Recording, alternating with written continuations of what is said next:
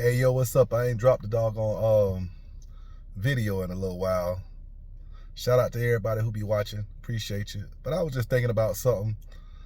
Bitcoin is the money. And I don't think a lot of people understand what money is. They think it's the cash money, I guess, the currency, what we use. But money is like a tool for storage. And Bitcoin is the new money. Well, it's the best money, to be honest with you. It's not the new money. It's the best money.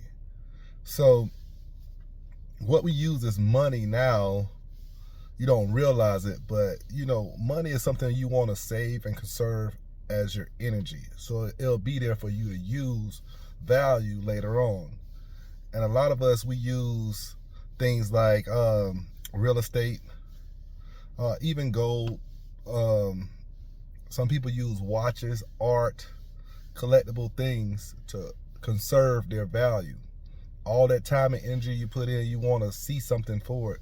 So you value those things like the watches, like the Rolexes and I don't know the rest of the names. I don't really get into all that. But and homes and things like that.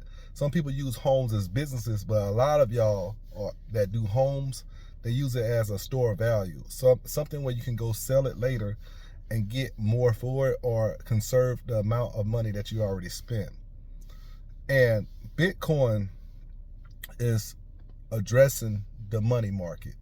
And that money market is about $900 trillion, but about 4 to 5, 600 trillion of that is what we conserve value in. It's what we use as money. And a lot of y'all get confused about these other cryptos and say, hey, another crypto can be Bitcoin, but it can't. The other cryptos are businesses. And the biggest businesses in the world are tech business. You got Nvidia, you got Apple, you got Microsoft, you got Facebook. Those are 4, 3, 2 trillion dollar companies. And those are the biggest businesses in the world. I mean, they're doing major business, and they only at max $4 trillion. Bitcoin is about 2.2 trillion right now, so it's half of what those businesses are. And its addressable market is 400, 500, 600 trillion dollars. So it's trying to take over that value, that monetary value market, right? So its addressable market is huge. And the reason being because it's the best money in the world. And what makes money the best? It's a few traits, and I'll show you in the chart right here. But the main trait is that it's scarcity. It's immutable, and it's decentralized. And the fact that you can take Bitcoin anywhere and everywhere and it's not governed by anybody, it's governed by code.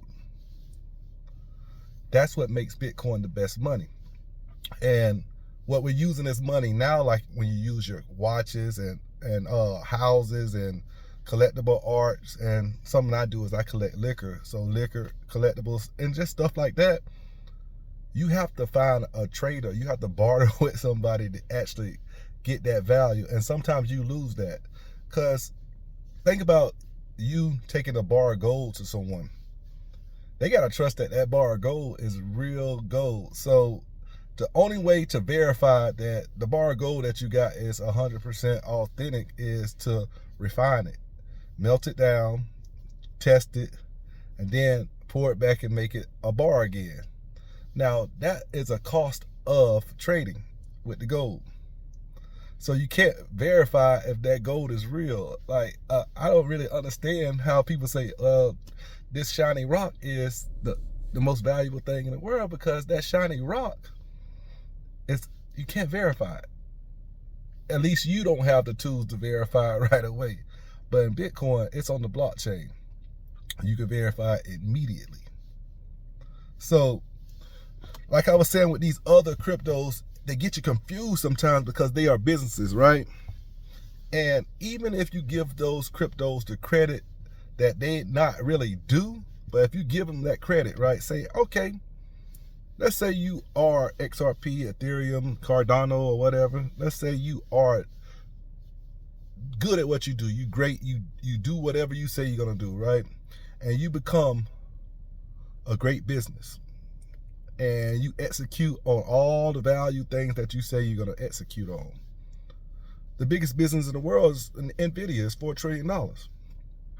That is the cap. That is the cap on that investment. So like Ethereum is like $500 billion now. So it's an 8x from here.